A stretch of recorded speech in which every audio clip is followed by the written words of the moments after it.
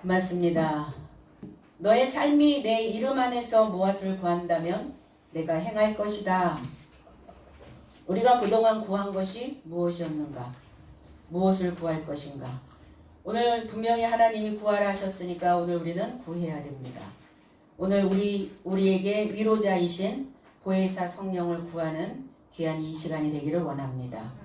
15절로 16절 너희가 나를 사랑하면 나의 계명을 지키리라. 내가 아버지께 구하겠으니 그가 또 다른 보혜사를 너희에게 주사 영원토록 너희와 함께 있게 하시리니 그랬어요. 너희가 나를 사랑하면 가정법을 썼거든요. 왜 가정법을 썼을까? 아직은 너희들이 나를 사랑하지 않고 있다는 겁니다. 그런데 사랑한다고 가정하고 앞으로 사랑할 것이라고 예상하고 이렇게 가정법. 그래서 어떤 실제가 아니지만 지금 현실에서 일어난 일은 아니지만 그 가능성을 보고 어떤 조건을 말씀하고 있습니다. 그래서 이 가정법은 조건법이에요. 어떤 조건을 내세우고 있는 겁니다. 그러니까 너희들은 사랑을 해도 되고 안 해도 되는 게 아니라 조건이에요. 사랑을 해야 된다. 근데 하나님을 사랑한다고 우리는 늘 말하죠. 하나님을 사랑하는가? 사랑한다고 말한다. 그럼 하나님을 사랑하는 것은 어떻게 하는 것인가? 내가 열과 성을 다하여 믿는 것인가? 아니면 교회의 열심당원으로 일하는 것인가? 물론 그것도 다 사랑이라고 말하고 있습니다. 그러나 지금 아직은 사랑이 완성되지 않고 사랑을 하고 가는 과정 중에 있다고 얘기를 합니다. 로마서 13장 10절에 사랑은 이웃에게 악을 행치 아니하나니 그러므로 사랑은 율법의 완성이니라 그랬어요. 하나님을 사랑한다는 것은 무엇이냐? 율법을 완성시키는 겁니다. 그럼 율법은 무엇이냐? 구약에 하나님께서 모세로부터 주셨던 하나님의 규율과 계율과 그 규칙입니다. 그러니까 하나님을 사랑한다는 것은 그 규칙 안에 들어오는 거예요. 내가 부모를 사랑한다고 얘기해놓고 아버지가 어머니가 이야기하고 있는 그 룰에 들어오지 않는다면 가정에 룰이 없다면 그건 사랑이 될 수 없다는 겁니다. 그래서 사랑을 한다는 것은 그 룰 안에 반드시 들어가 주는 것이다. 근데 사랑은 뭐냐? 이웃에게 악을 행치 아니하는 것이다. 이렇게 얘기했어요. 그럼 이웃은 누구냐? 가까이 있는 자죠. 가까운 사람을 이웃이라고 얘기합니다. 마가복음 12장 28절로 31절에 서기관 중 한 사람이 변론하는 것을 듣고 모든 삶의 첫째 계명이 어느 것입니까? 이렇게 주님에게 물어봤어요. 그러면 첫째 계명이 무엇입니까? 예수께서 계명 중에 첫째를 그에게 답변을 하고 계십니다. 이스라엘아 들으라 이랬어요. 이스라엘은 누구의 이름입니까? 야곱의 이름이죠. 그러면 저와 여러분들이 다 이스라엘이고 다 야곱의 후손이기 때문에 저와 여러분들에게 이스라엘아 들으라. 그 무리의 머리로 양육되어져야 될 자들아 들으라. 나의 삶이 하나님이 주는 한 주신이라. 하나님이 주시는 주는 하나의 주, 한 주다. 너의 온 마음에서, 너의 온 목숨에서, 너의 온 지능에서, 너의 온 힘에서 너의 하나님이신 주를 사랑할 것이다. 이렇게 얘기했어요. 이것이 첫째 계명이요. 둘째는 이와 같으니 둘째도 이와 같다 그랬어요. 첫째 계명이나 둘째 계명이 같나니 이렇게 말씀합니다. 너의 이웃을 내 자신같이 사랑할 것이다. 이보다 더 큰 계명은 없다 이랬어요. 첫째 계명은 무엇이냐? 너의 마음에서, 목숨에서, 너의 탁월함, 지능에서, 너의 힘에서 하나님이신 주를 사랑하는 것이고 둘째도 같은 것인데 둘째는 내 이웃을 내 몸과 같이 사랑할 것이다 이렇게 말씀하셨어요. 그러니까 첫째도 하나님 사랑이요. 둘째도 하나님 사랑이라는 거예요. 그러면 이웃을 사랑하는 것이 곧 하나님을 사랑하는 것이다 이렇게 말씀하고 있거든요. 가까이 있는 자, 가장 가까이 있는 자가 누굽니까? 나와 가장 가까이 있는 자. 그래서 나의 이웃은 바로 내 자신이라는 거예요. 나만큼 나와 가까이 있는 자가 누가 있겠어요? 나는 나와 늘 붙어 다니죠. 나는 나와 늘 결합되어져 있죠. 나는 나와 늘 함께 합니다. 그러니까 가장 가까이 있는 측근은 나 자신이에요. 그러니까 나 자신을 나와 같이, 자신을 내 자신과 같이 사랑하는 거. 무엇으로 사랑하는 거? 하나님의 율법의 완성으로 사랑하는 겁니다. 나를 어떻게 사랑한다고요? 겉에 치장하는 게 아니라 무엇인가 나에게 끊임없이 좋은 것을 주는 것 뿐만이 아니라 하나님의 법으로 나를 완성시키는 그것이 곧 하나님을 사랑하는 것이다. 결국은 하나님의 율법의 완성이 되어진 자를 누구라 하는가? 사도라고 말합니다.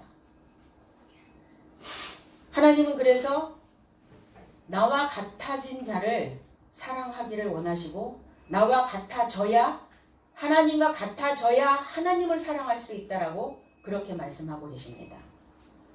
우리는 강도 만난 자의 이웃이 누구냐? 주님이 이렇게 물어보셨죠. 제사장이냐, 레위인이냐, 사마리아인이냐.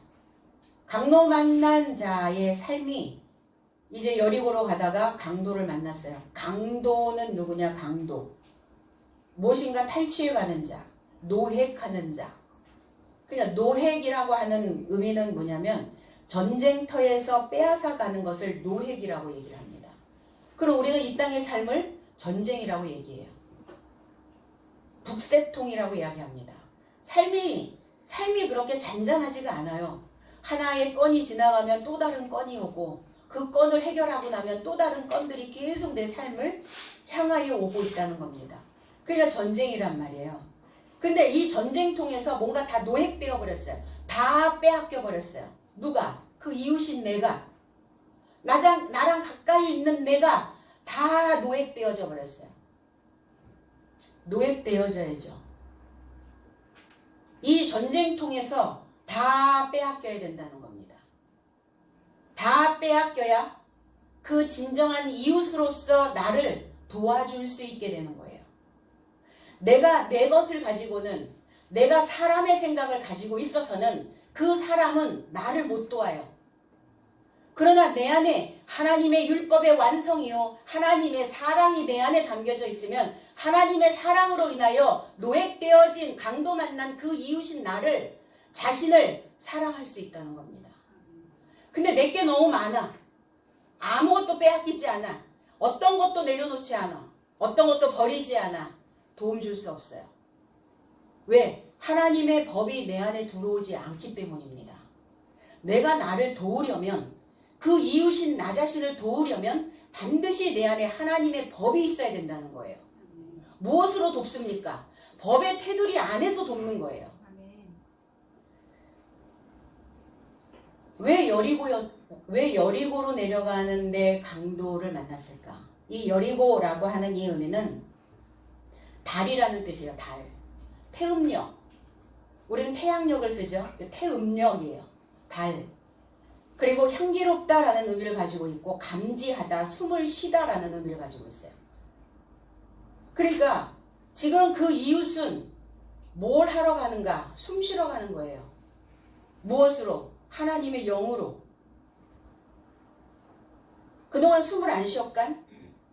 숨은 쉬고 살았죠. 육신의 숨은 쉬었다는 거예요. 그런데 어떤 숨이 안 쉬어졌어요? 하나님과 소통하는, 하나님과 교통하는, 하나님의 말씀으로 내 속이, 내 마음이, 내 생각이 숨을 쉬지 못하고 있었다는 거예요. 내 정신이 숨을 쉬지 못하고 있는 것을 우리의 육체는 말합니다. 육체는 말해줘요. 야, 네가 지금 마음으로 숨을 못 쉬고 있어. 네 정신이 지금 숨이 막혀 있어. 숨 쉬어야지. 그러니까 육체가 숨이 안 쉬어지는 거예요. 그럴 때 내 정신 안에서 어떤 것들이 지금 작용을 하고 있구나. 이 달이 가야 어때요? 그럼 이 강도 만나서 다 노획되어진 이 이웃은 지금 어떤 상태? 전쟁 상태. 그 속이 전쟁통이라. 전쟁인데 다 빼앗겼어. 다행히. 다 빼앗겨서 이제 뭘 하러 가는 거예요? 살러 가는 거예요. 숨 쉬러 가는 겁니다. 내 모습을 감지하러 가는 겁니다. 달이 가야 달이 간 것을 살아있다라고 말합니다. 달이 안 가면, 월이 바뀌지 않으면 10월에서 11월로 바뀌어야 되죠. 근데 살아있는 사람은 10월에서 11월로 넘어옵니다. 살아있는 사람은 11월에서 12월로 갑니다. 근데 죽은 사람은 10월 달에 가셨어 이러죠. 9월 달에 가셨어. 8월 달에 가셨어. 달이 넘어가질 않아요. 달이 가야 살 수 있고 숨을 쉴 수 있어요. 그러니까 달이에요. 달이 가기를 소망하는 거예요. 달이 넘어가기를 원하는 겁니다. 내가 내 삶의 달이 넘어가려면 기존에 가지고 있었던 것은 다 빼앗겨야 해요. 불행이 아닙니다. 내 삶에서 무엇이 없어지는 것이 불행이라고 하는데 불행이 아니에요. 내 생각 중에 내 속이 전쟁통인데 이 전쟁통에서 생각하고 있는 이 생각들은 다 빼앗겨 버려야 돼요. 전쟁하는 생각을 계속 가지고 있으면 어떻게 할 거예요? 이거 안 뺏기면 어떻게 할 겁니까?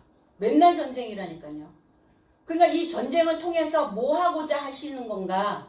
이걸 다 노획하게 하려고, 빼앗기게 하려고. 그래야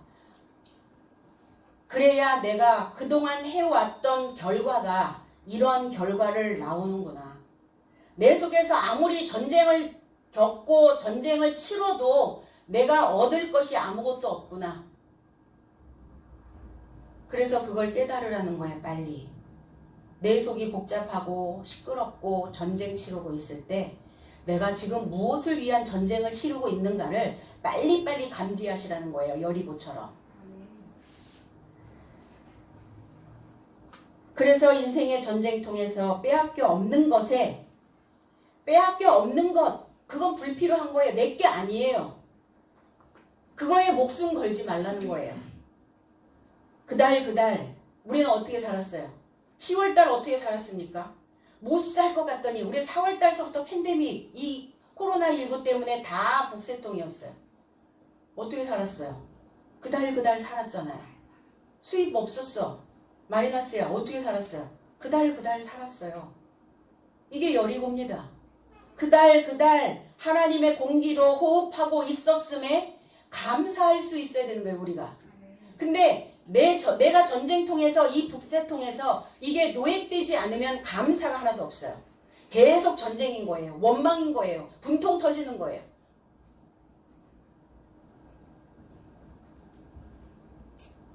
그래서 멈추게 됩니다.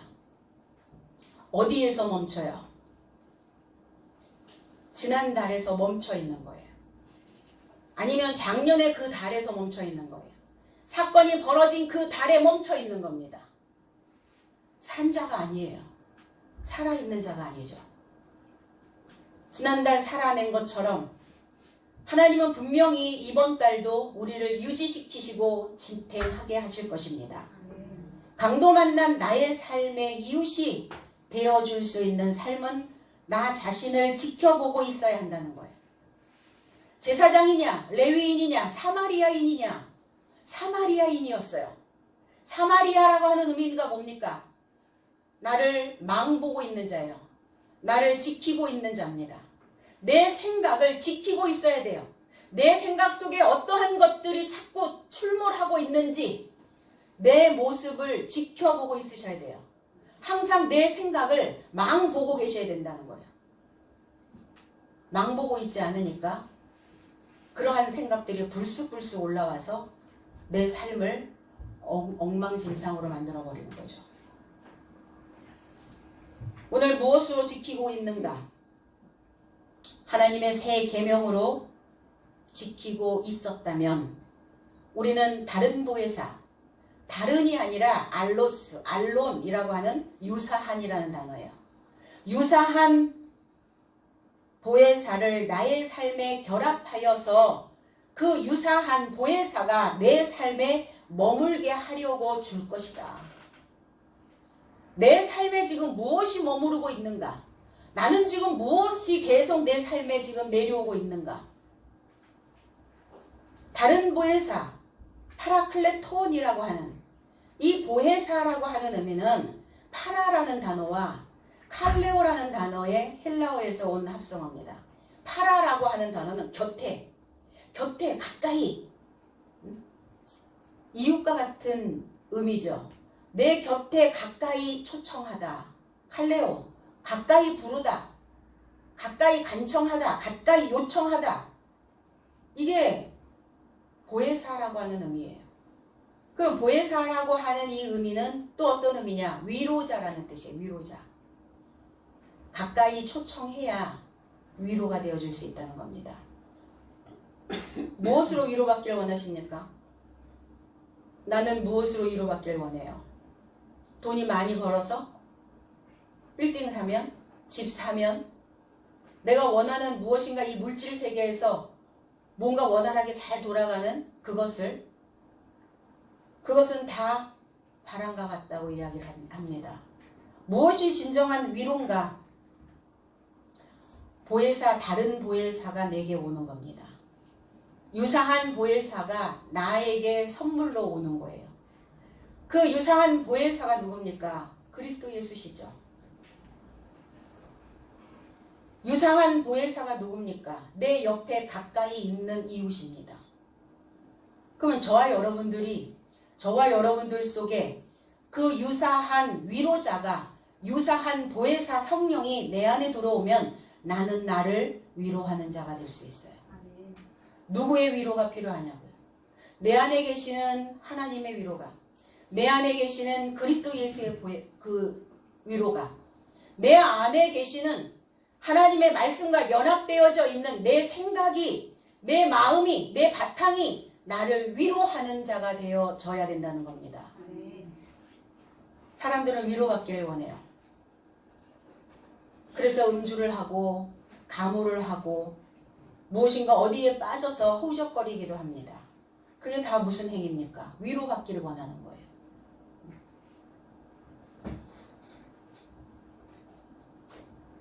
그 유사한 보혜사는 그리스도 예수시고 그 지식을 소유하고 있는 사도의 삶이 유사한 보혜사입니다. 왜 나의 삶에 보혜사를 주시는가? 내 삶이 영원토록, 이렇게 개역성경에는 기록되어져 있는데, 너희와 영원토록 너희와 함께 있게 하시리니, 이게 영원이라고 하는 이 단어가 애매하잖아요. 어떻게 영원토록 있습니까? 우리 이 땅에 어떻게 보면 기한이 정해져 있는 시간을 우리는 가고 있습니다. 이 땅에서 영원히 있을 수가 없잖아요. 영원이라고 하는 이 아이온이라고 하는 이 단어는 내세의 내세. 내세냐 현세냐. 그러면 내세는 목적격으로 나타나고 있고 현세는 소유격으로 나타나고 있다는 겁니다. 이 아이온이라고 하는 단어. 그러니까 이 아이온이라고 하는 단어를 해석하지 못하니까 전부 다 성경 전체가 다 그냥 영원히라는 단어로 그냥 그렇게 해석을 해버렸어요. 영원히 아니에요. 내세에 이룰 수 있도록, 내세에 이르게 하려고 보혜사 성령을, 보혜사를 내게 주실 것이다. 그러면 내세는 어느 곳이냐? 우리는 현세와 내세를 이렇게 구분합니다. 현세는 살아있을 때, 내세는 우리가 죽어서 가는 곳, 이렇게 얘기합니다. 죽어서 가는 곳 있죠. 그런데 우리는 죽어서 가는 곳을, 죽어서 가야 되는 그 내세를 이 현세와 내세가 하나 되어져서 만들어내는 거예요. 그럼 죽어서 가는 그 내세가 아닌, 다음 세상이 아닌 오늘 이 현세에서 내가 가야 되는, 내가 만들어내야 되는 내세가 있다는 겁니다. 죽으면 당연히 내세로 간다고 얘기를 해요. 아니 집도 안 지어놓고 어디로 간단 말입니까? 이사를. 집을 만들어놔야 이사를 갈 거 아닙니까? 이 땅에서, 이승에서 저승으로. 그리고 가서 집 지으실 거예요? 죽어서 가서 거기서 내가 거처할 곳을 만들어냅니까? 아니면 가기 전에 집을 완성시켜 놓고 이사를 갑니까? 완성시켜 놓고 입주하잖아요. 근데 그 논리와 같다는 겁니다. 하나님의 나라에 우리가 이후에 우리의 날이 다하여 가도 내가 살아있는 동안 그 내세를 만들어 놓고 가는 거예요. 여기에서 부지런히 집 지어서 내가 들어갈 집을 만들어 놓고 죽는 겁니다. 근데 우리는 당연히 가면 내가 들어갈 집이 있다라고 생각을 하는 거예요. 왜? 그렇게 들어왔기 때문에. 그렇게 들어왔고 배워왔다는 거예요. 성경 어디에 그런 말이 있습니까? 죽으면 간다라고. 그 내세에 들어갈 집이 있다라고 어디에 있냐고요? 어느 구절에? 없습니다. 사람의 생각인 거예요. 그랬으면 좋겠는 거죠.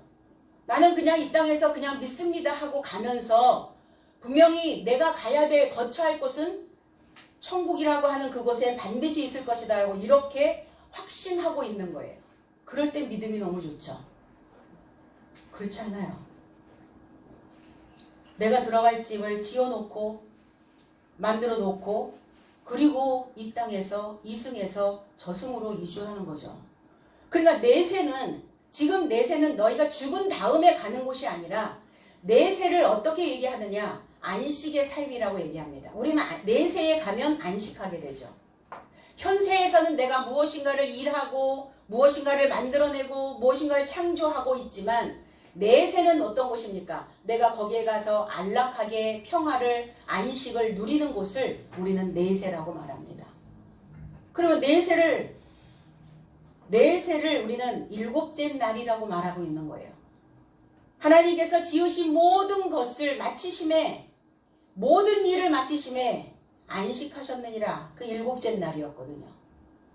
그 일곱째 날을 우리는 내세의 삶이라고 이렇게 말합니다.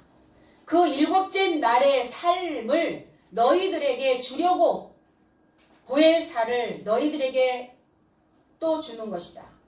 일곱째 날에 도달할 수 있도록 안식의 삶이 되어질 수 있도록 평화의 삶이 되어질 수 있도록 내가 보혜사를 너희에게 줄 것이다. 그러니까 보혜사를 내가 받지 않으면 우리 안에 절대로 평화가 이루어지지 않아요. 안식이 없습니다. 쉼을 못 가져요.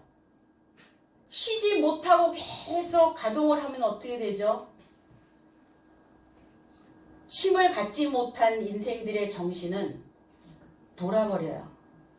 그래서 뭐라 그래요? 힘들어서 돌아버리겠어 이러죠. 돌아버리겠네 이러잖아요. 왜? 쉼을 갖지 못하니까. 그래서 새로운 계명으로 내세의 삶이 일곱째 날의 삶이 만들어졌을 때 그때 비로소 우리에게 보혜사가 들어오는 겁니다. 안식의 날이 되어져야 돼요. 그러면 그때 전쟁이 종전되는 거예요. 전쟁을 그치게 되는 겁니다. 내 삶에 그때 비로소 평화가 오는 거예요. 아직 평화가 아닙니까? 아직 내세의 삶에 못 이르렀어요? 일곱째 날이 안 됐습니까? 여전히 전쟁통입니까? 이 날이 일곱째 날인 이 내세의 삶이 완성이 되면 저와 여러분들은 위로자가 되어줄 수 있다는 거예요. 인생들을 위로하는 자. 인생들을 무엇으로 위로할 겁니까? 말로. 이 말 속에는 뭐가 있어요? 말 속에 뼈가 있어요. 말엔 뭐가 있다고요? 말은 씨가 되어집니다. 무엇으로 위로할 겁니까? 그 씨로, 그 뼈로. 왜 뼈가 되어져야 되고 왜 씨가 되어져야 됩니까? 씨가 뿌려지지 않는데 뭘 수확할 거예요, 내 인생에? 내 마음에 뼈대가 만들어져 있지 않는데 어떻게 내 인생을 중심 잡아갈 겁니까? 그래서 말에 뼈가 있이 말하는 거예요. 그러니까 뼈 있이 말하라고 했다고 해서 그 말을 휘두르라는 게 아니에요. 뼈 있는 말로 상대에게 스크래치 내라는 게 아니에요. 상처를 입히라는 것이 아닙니다. 뼈 있는 말. 뼈 있는 말이 뭡니까? 복음이에요. 소식입니다. 말씀입니다. 인생들을 위로하는 양식이 되어지는 거예요. 인생들에게 무엇이 위로입니까? 입으로 들어가야 위로가 되죠. 잘 될 거야. 잘하고 있어. 아무리 얘기하면 뭐 할 거예요? 입으로 들어가는 게 없는데. 그럼 저와 여러분들이 위로자라는 것은 양식입니다. 왜? 인생들은 지금 이 양식으로 인하여 전쟁하고 있거든요. 무엇을 먹을까? 무엇을 입을까? 무엇을 마실까? 무엇을 가질까? 이 전쟁이거든요, 지금.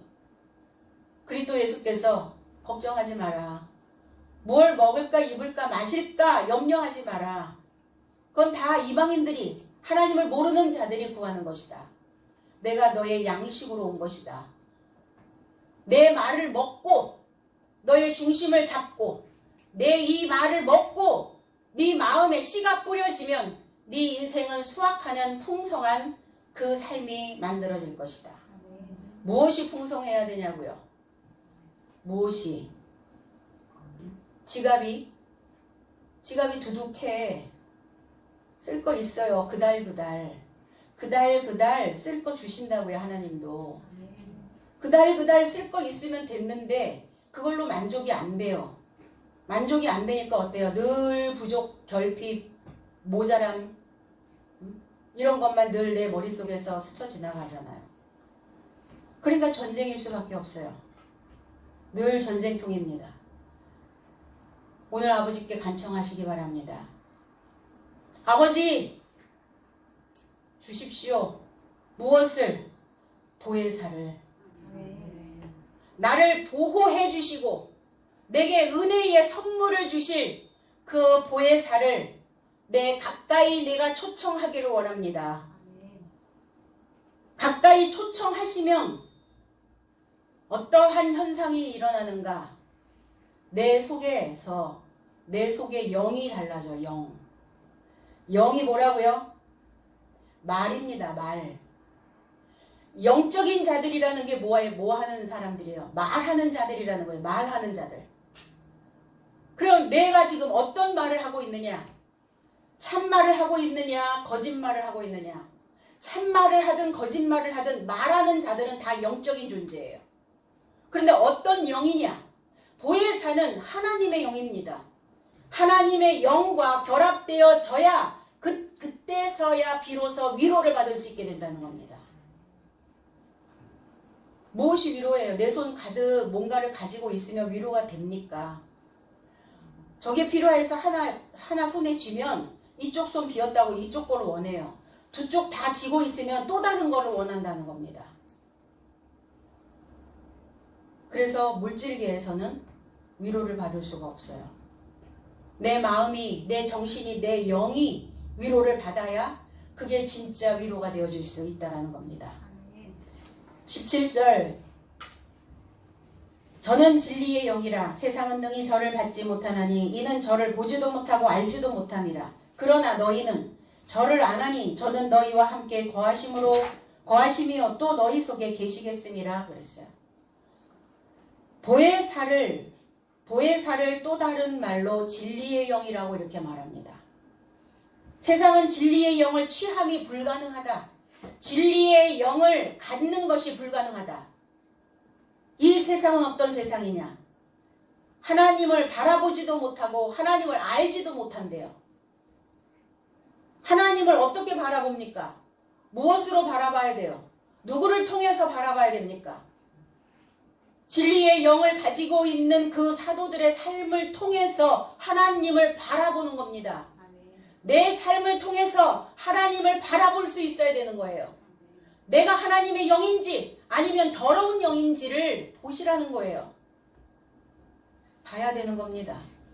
내 속에서 올라오는 그 물들이 어떤 물인지, 순수하고 깨끗하게 되어진 물인지 아니면 더러워서 탁한 물인지를 보시라는 거예요. 뭐 때문에 병이 듭니까? 물의 문제예요. 물이 병드는 거예요. 육신도 물이 병드는 겁니다. 정신도 물이 병드는 거예요. 물갈이 하셔야 돼요. 물갈이. 응? 내 안에 담겨져 있는 물 때문에 육신이 아픈 거예요. 육신이 삭신이 아픈 겁니다. 뭐와 연결되어져 있기 때문에.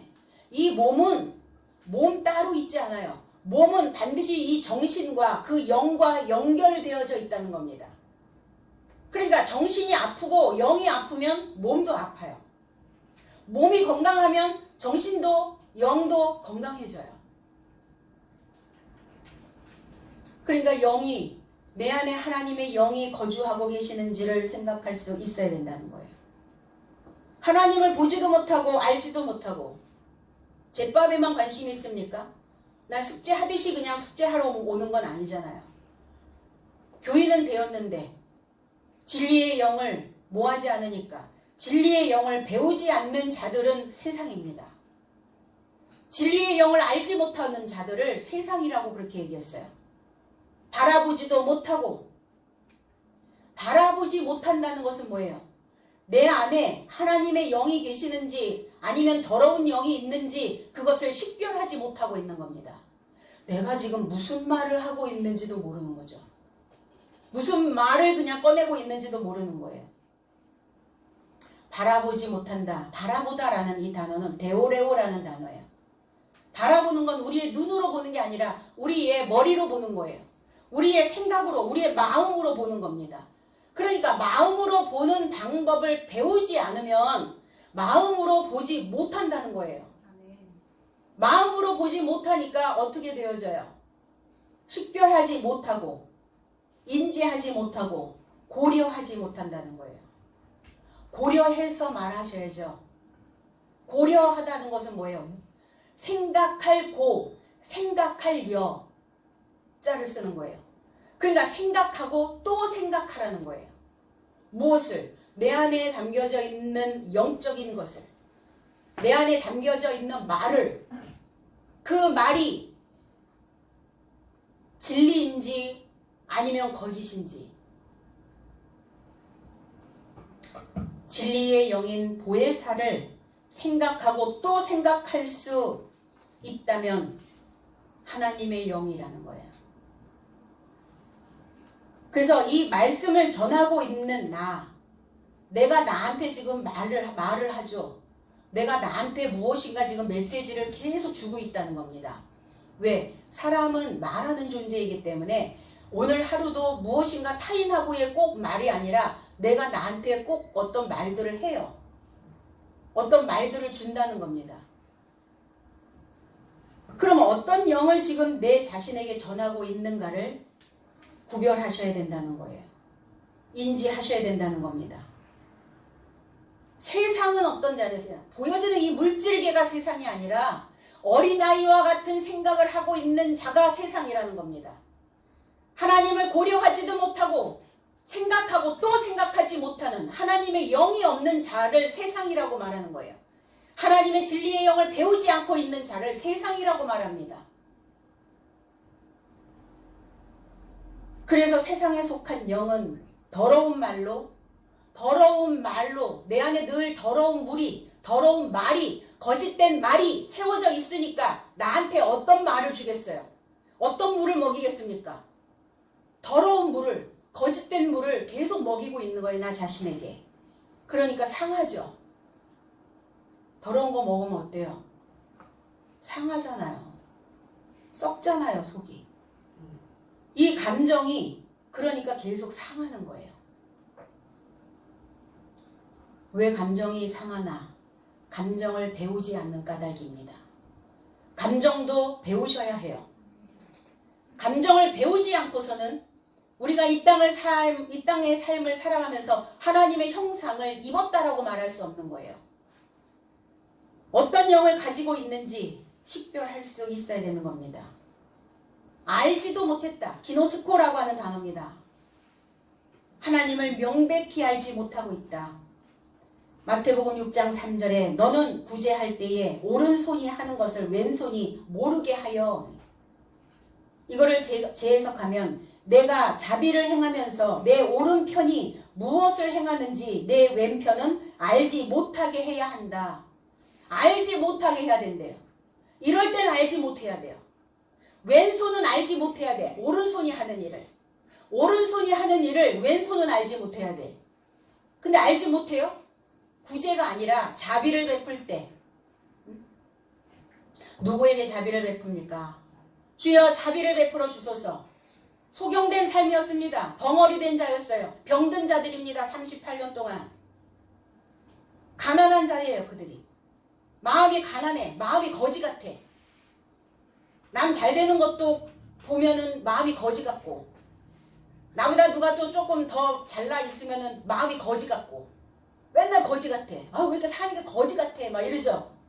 거지예요. 그러니까 거지같이 사는 거야. 뭐가 거지예요? 아, 겉은 번지르르 한데 속이 거지네. 그들에게 자비를 베풀어 주시는 겁니다. 오늘 그 자비를 하나님이 베풀어 주실 때 그 자비를 내꺼화시키기를 원합니다.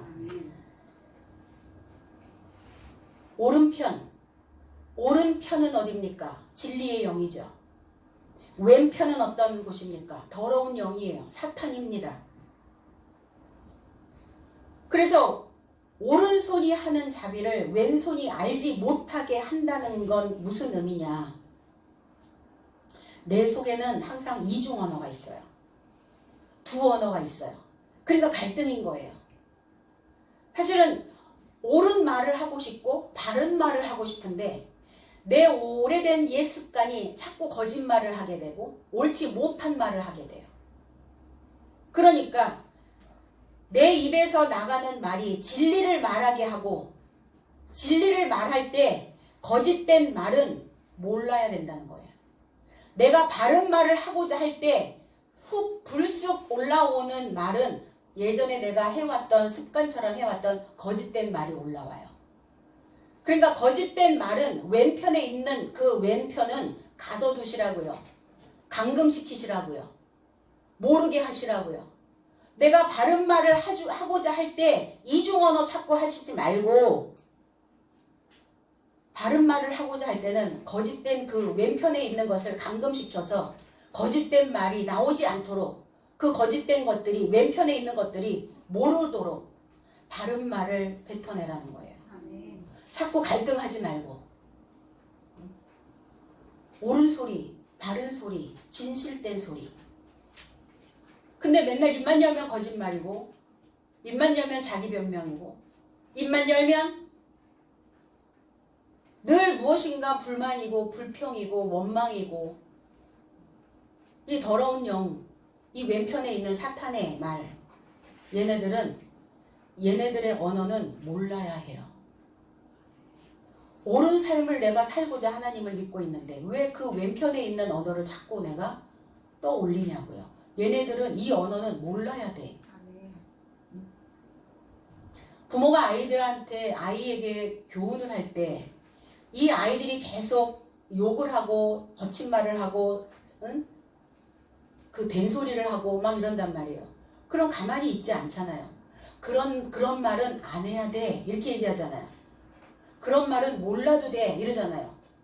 그러니까 그런 말은 몰라야 되는 거예요. 거짓된 말은 몰라야 되는 거예요. 내가 옳은 삶을 살고자 할 때 거짓된 말은 몰라야 되는 거예요. 지금 이거지. 아니 구제할 때 오른손이 하는 일을 왼손이 모르게 하라. 모르게 이게 어떻게 육체적으로 다 알지. 응? 왼손 오른손 따로따로 놉니까? 다 붙어있는데 신경망에? 그 얘기가 아니잖아요. 너희가 옳은 삶을 살고자 추구할 때 왼쪽에서 오는 그 언어는 몰라야 돼. 예전에 썼던 언어 그거 자꾸 쓰지 마. 버려야 되는 거잖아요. 감금시켜놔야 되는 거잖아요. 내 영이 정상성, 그 정상적인 정상성과 분리되지 않도록 비정상적인 말은 알지 못하게 해야 한다. 그래서 사람의 말을 듣고 있으면 정상적이지 않은 자들이 있어요. 자기는 몰라. 그게 정상적인 것인지 비정상적인 언어인지를 잘 몰라요. 그러니까 이 비정상적인 이 말을 계속하면, 비정상적인 말을 계속하면 이 비정상적인 말밖에 몰라서 이 비정상적인 말만 하게 돼요. 이해되세요? 그 왼편이 하는 말은 모르게 하라. 그래서 그 말을 계속하면 그 말밖에 몰라서 그 말만 해요. 그 말밖에 몰라서 그 말만 하는, 그 말이 뭐 어떤 말인가? 여러분 속에서, 내 속에서 그 말이 뭐야? 어떤 말만 계속하고 있단 말이야 내가. 찾아내셔야지 오늘. 왜? 그 말 감금시켜놔야 되니까. 왼편에 있는 말이니까 감금시키셔야죠. 그래야 진리의 영이, 참된 영이, 진리를 뭐라고 얘기합니까? 참이라고 얘기해요. 그래야 참살이가 될 수 있어요.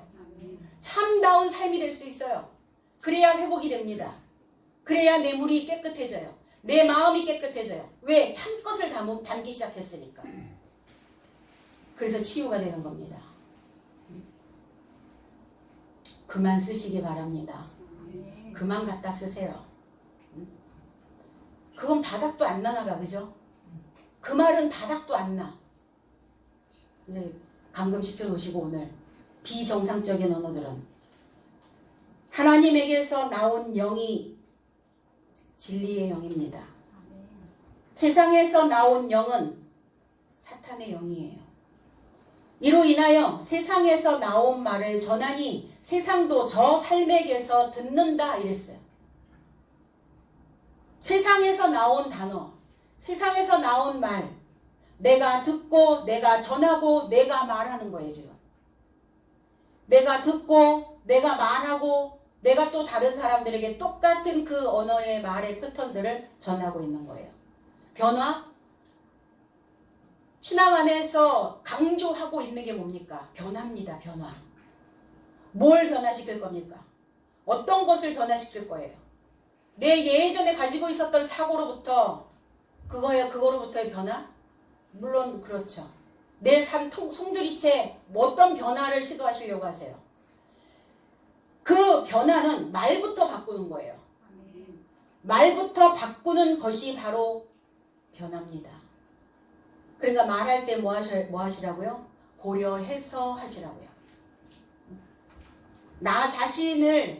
나는 나 자신에게 너무 지금 함부로 된 말을 주잖아요. 왼쪽에 있는 말을 계속 주고 있잖아요. 사탄의 말을 계속 주고 있잖아요. 그러니까 나는 그 말을 듣고 그 말을 마시고 또 그 말을 저장해서 그 말을 또 뿜어내는 거예요. 고려해야 됩니다. 진리의 영을 배우는 제자 삶에게만 이 진리의 영은, 보혜사의 영은 임재하여 주신다는 겁니다. 너의 삶은 안다 이렇게 말씀하셨어요. 너의 삶은 아나니 이는 내 삶 곁에 머물러 내 삶 안에 계실 것이다. 나는 뭘 아는가? 왼편에 있는 그 말을 이제 버려야 된다라는 것을 이제 나는 알고, 이제 오른편에 있는 그 말을 내가 취하여 내 안에 그 말이 진리가 참이 머물러 있을 수 있도록 뭐만 하면 돼요? 내가 지금 옳은 말을 하고 있는지 거짓말을 하고 있는지만 분별하시면 됩니다. 내 거만 얘기하세요. 내 거. 내 거 아닌 것은 눈독 들이지도 마세요. 내 거 아닌 거에 자꾸 눈독 들이는 사람을 뭐라고 얘기해요? 도둑이라고 말하잖아요. 강도라고 얘기하는 거예요. 그러니까 내가 강도가 되어져 있으니까 맨날 내 속에 있는 게 다 노획되어지는 거예요. 항상. 그러니까 어떤 강도여야 돼요? 오른편에 있는 강도여야 돼요? 왼편에 있는 강도여야 돼요? 강도도 두 종류예요. 두 종류. 강도라고 다 같은 종류가 아니야. 난 너하고 질이 달라 그러잖아요. 그죠? 어떤 강도예요? 오른편 있는 강도예요. 내가 옳은 것을, 옳은 말을, 참된 것을 받아들이기 위해서 내 속에 있는, 왼쪽에 있는 것들을 다 빼앗겨야 되는 거예요. 다 노획되어져야 되는 겁니다. 내 영이 하나님께서 내 삶 안에 거주하고 계신다는 것을, 머물러 있는 것을 알고 계시나요? 순간순간 잊어버려요? 내 속에 왼편에 있는 말이 팍 튀어나가면 내 속에 하나님의 영이 거주하고 있다는 거, 머물러 계신다는 거 깜빡 잊어버리시죠? 응? 온데간데 없으시죠? 왜? 통제가 안 되니까 그래요. 내 안을 통제하고 그 규율을, 그 규칙을 내면화시키고, 그래서 하나님이 원하시는 그 질서를 만들어내고 있는가? 그 질서를 만들어내고 있다면 하나님의 영이 내 안에 거하시는 겁니다. 알고 있는 거예요. 팍 튀어나가기 전에 통제하셔야죠. 그래서 이 통제와 질서를 원활하게 하려면 어떤 일정한 기준을 가지고 일정한 기간 동안 반드시 배우셔야 됩니다. 그래서 아까 감정도 배워야 된다라고 말씀드렸던 것이, 감정이 그냥 흘러가는 대로 제멋대로 내비두시면 어떻게 돼요? 그래서 사는 것이 팍팍해지기 시작해요. 마음이 강팍해지기 시작합니다. 그래서 싸나워지기 시작해요. 늘 뿔이 나 있단 말이에요. 머릿속에. 머리 끝까지 뿔이 났어요. 머리 꼭대기 항상 돋아 있어요. 그래서 그 지식의 도움을 받아서 정상과 비정상을 구분해내야 된다는 겁니다. 그 정도는 할 수 있잖아요. 내가 지금 정상인지 비정상인지, 정상적인 말을 하는지 비정상적인 말을 하고 있는지, 내 안에 정상적인 영이 있는지 비정상적인 영이 있는지, 그건 구분하셔야죠. 그래서 참된 삶을 만들어 가야 되는데 어떻게 만들 것인가? 근데 만들고 싶은데 인간이 꼭 참다운 삶에 맞추어서 살던가요? 그렇지 않죠. 때로 우리는 일탈하기도 하고, 때로는 그 규칙도 어기면서, 어기니까 어때요? 내 양심이 꿈틀거리잖아요. 내가 또 못 참고 해냈네. 이게 된단 말이에요. 그러니까 이 규칙을 어기면서 삶을 어떻게든지 꾸려나가기 위해서 우리는 참 많이 고민하고 고통스럽고 삶 속에서 너무나 많이 힘이 들어요. 그런데 그 속에서도 무엇인가가 내가 또 이러한 생각을 또 하고 있구나 라고 이렇게 인지할 수 있는 사람들은 자기 자신을 다스릴 줄 안다는 겁니다. 그리고 자기 자신을 다스리려면 뭐 해야 돼요? 법이 내 안에 들어오니까, 법은 그렇게 호락호락하지 않아요. 하나님의 법은 엄격합니다. 1.1핵이라도 어떤 것 하나라도 허투루 그렇게 하시지 않는다는 겁니다. 이만큼은, 이 정도쯤은 그게 허용이 안 되는 거예요. 그래서 나를 다스릴 줄 아는 그 엄격성의 요구가 내 삶에게는 필요하다는 겁니다. 내 자신에게는 엄격하고 다른 사람들에게는 조금 유연하게. 근데 그게 어느 날 내 삶에서 하나님의 법의 엄격성으로 나를 가르치고 내가 배우고 내가 하나님의 율법으로 완성이 되어지면 그때서부터 하나님의 법 안에서 유연해지기 시작해요. 그리고 품어내기 시작합니다. 왜? 나와 똑같은 예전에 내 어렸을 때 내가 세상에 있을 때의 그 형태를 가지고 있는 내 모습이 그 모습이거든요. 나도 세상에 있었을 때 내 모습을, 그러니까 내가 세상에 있었을 때 내 모습을 철저하게 분석하고 갈 수 있어야 된단 말이에요. 그래야 내가 하나님의 법으로 하나님의 엄격성으로 완성되어졌을 때 세상에 있는 그 어린아이와 같은 그 모습을 내가 품어낼 수가 있어요. 안 그러면 나는 다 잘하고 온 것 같잖아요. 다 잘한 것 같잖아요. 맨날 들썩거렸으면서, 맨날 하나님이 내 안에 있다가 없다가 맨날 오락가락했으면서, 맨날 비정상적인 말로 내 속도, 주변에 있는 사람들도 맨날 그렇게 더럽혔으면서 그런단 말이에요. 올챙이적 생각? 당연히 못하죠. 못해요. 그런데 올챙이적서부터 자기 모습을 볼 수 있는 그 연습을, 그 훈련을, 그 감정을 배우고 온 사람들은 유연해져요. 품어내게 됩니다. 자비를 베풀고 긍휼을 베풀게 됩니다. 언어를 순환시켜서 한다는 거예요. 순환. 내가 상대를 그렇게 보는 내 관점의 문제인 거지 상대가 그렇게 행동하고 있는 그 사람의 문제만은 아니라는 겁니다. 그래서 사람들에게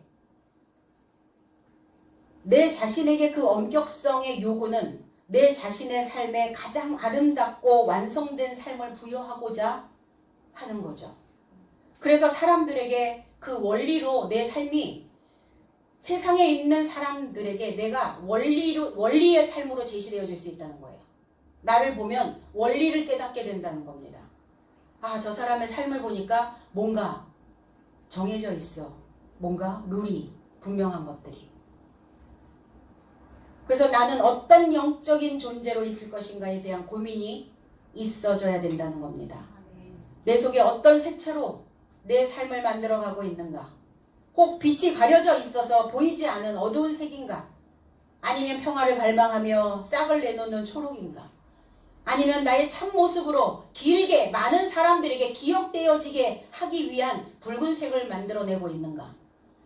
아니면 푸른 하늘로 색을 만드느라 내가 열심히 그 실천하는 지성으로 나를 회복하고 있는가? 각자 가지고 있는 색깔이 있습니다. 그때그때 우리가 만들어내야 되는 색깔이 있어요. 나는 지금 어떤 색깔을 지금 만들어내고 있는가? 여전히 하늘은 잿빛인가? 여전히 늘 우울하고 암울하고 음침한가? 가려져 있어서 어두움인가? 못 보고 있는 건 아닌가?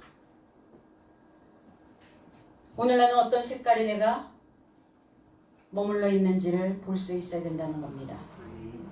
세상에 속하여 있는 자들은 하나님과 원수되었다라고 말씀합니다.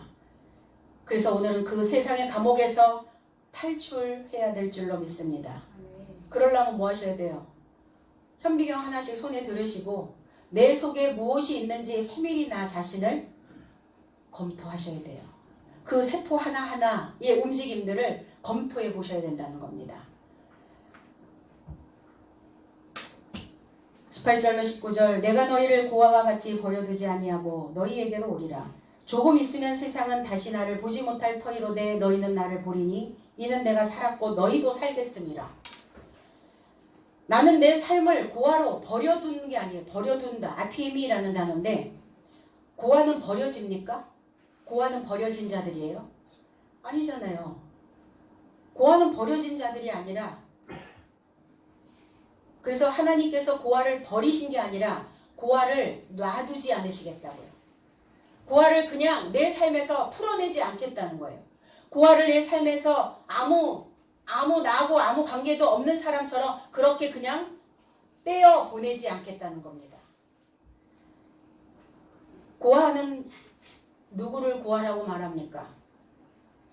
오르파노스라고 하는 이 단어는 부모를 잃어버렸으니까 어때요? 불안함 속에 있는 자들을 고아라고 말합니다. 늘 불안해. 삶이 불안해. 왜 불안해요?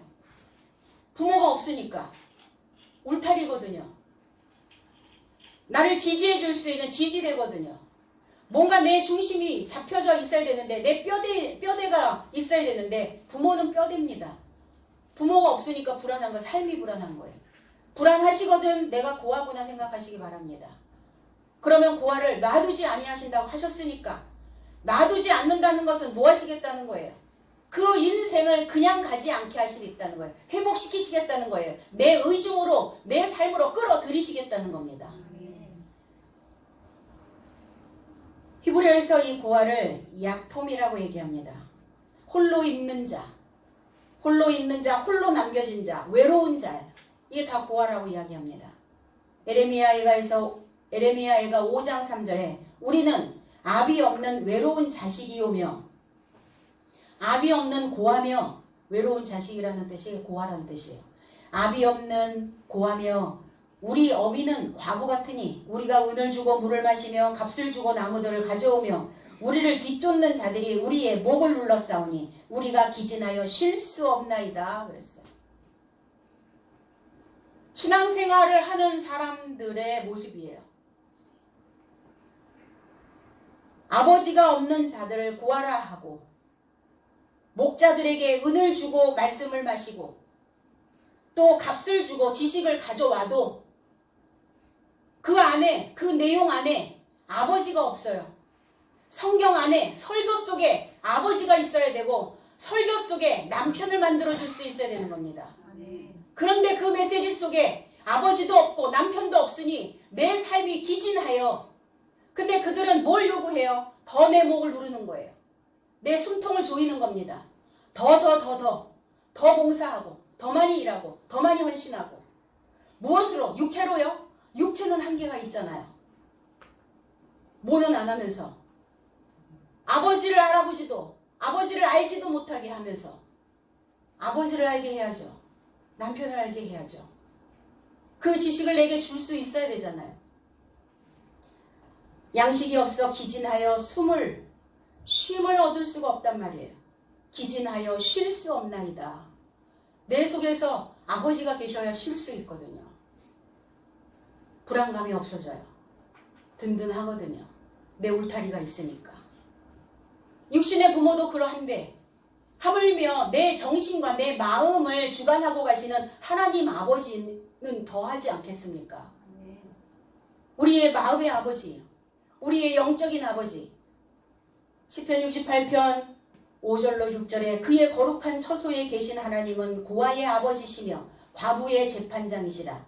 하나님의 고독한 자들은 가족과 함께 살게 하시며 갇힌 자들은 이끌어내사 형통하게 하시느니라. 오직 거역하는 자들의 거처는 메마른 땅이로다. 말씀을 들으면 내 마음에 꽂힘이 있어야 해요. 그 말씀이 꽂혀서 내가 다시는 그러한 패턴의 삶으로 가지 않도록 내 삶의 중심을 붙잡고 내 안에 아버지가 계시기를 간절히 간청하셔야 된다는 겁니다. 하나님을 모르고 믿고 있다면 고아들입니다. 교회에서 고아는 아버지를, 과부는 남편을 만들어주고 아버지와 남편은 진리의 말씀입니다. 해설된 말씀이에요. 그러니까 이 말씀을 해설해 주지 않으면 아버지 없고 남편 없고, 그러니까 홀로 있는 자, 외로운 자, 불안한 삶, 내 울타리 없고, 그 불안한 거예요. 아버지도 남편도 알지 못하게 되니까 늘 고아로 있고 과부로 있는 겁니다. 이 고아를 놔두지 않고 너희 삶을 향하여 오신다고 이렇게 말씀하고 계십니다. 그런데 잠시 세상은 더 이상 나를 바라보지 못했다. 그 세상에 속하여 있는 사람들은 나를 바라보지 못한다요. 나를 만날 수도 없다는 겁니다. 뭐의 문제입니까? 무엇의 문제예요? 깨달음의 문제예요. 하나님을 아는 것의 알매 문제라는 겁니다. 알매 문제. 하나님의 존재가 없는 자들은 더 이상 신앙인이 아니에요. 왜 아버지가 없는 존재로 교회 생활만 하고 있는가? 교회 갔다 오면 그냥 다 됐다라고 생각을 하는 거예요. 그리고 내가 살아가는 그 삶의 형태를 감지하지 못하고 있는 겁니다. 내가 하는 말의 모양새를 내가 생각하지 않고 있는 거예요. 참 생각하기 싫어하는 시대에 살았어요. 인생 뭐 다 그렇지 뭐 별거 있어? 막 이러잖아요. 어? 생각 없이 사는 게 제일 속편해. 막 이래. 요즘 애들 또 그렇다요. 생각 없이 사는 게 제일 속편해. 생각 안 하고 멍 때리고 있고, 선생님 뭐라고 얘기해도 멍 때리고 있고, 자기 생각 속에 빠져서 있는. 과연 그럴까요? 생각 없이 사는 게 제일 속편한가요? 하나님은 우리의 생각 안에 존재하신다는 겁니다. 생각 없이 살고 싶다라는 것은 하나님이 내 안에 없기를 기대하고 있는 거예요. 생각을 안 하면 더 이상 사는 게 아니죠. 살 수도 없어요. 생각을 안 하면, 인간은 생각하는 존재인데 생각을 안 하면 살 수가 없죠. 베드로전서 1장 23절에 너희가 거듭난 것은 썩어질 씨로 된 것이 아니요 썩지 아니할 씨로 된 것이니 살아있고 항상 있는 하나님의 말씀으로 되었느니라. 항상 있고, 너희가 거듭난 것은 썩어질 씨로 된 것이 아니다. 썩어졌다라는 것은, 썩어질 씨라고 하는 것은 무엇이냐? 깨지기 쉬운, 쇠퇴한 발전적인 생각이 아니라 늘 쇠퇴하고 있는 생각. 이게 썩어질 씨라고 얘기합니다. 그럼 썩어지지 않는 씨는 뭐냐? 새롭게 부활되어진 씨예요. 바로 그 말씀이 씨입니다. 어떤 말씀이어야 됩니까? 흐레마에 해설된 말씀, 복음입니다. 이 해설된 말씀을 복음이라고 하는 거예요. 그래서 썩지 아니할 그 씨로 거듭났다. 위에서 낳게 되어졌다. 이제 나의 삶에 덮여있는 가식, 내 삶에 덮여있는 그 가식된 이 베일을 오늘 벗겨 버리시고, 그리고 진리의 영이, 보혜사의 위로의 영이 우리의 삶 속으로 들어와서 나 자신을 위로해 줄 수 있는, 그래서 하나님의 자녀로, 하나님의 아들로 하늘나라를 상속받을 수 있는 그 상속자로 우리 모두가 다 위에서 출생되어지기를 주님의 이름으로 축복합니다. 기도하겠습니다.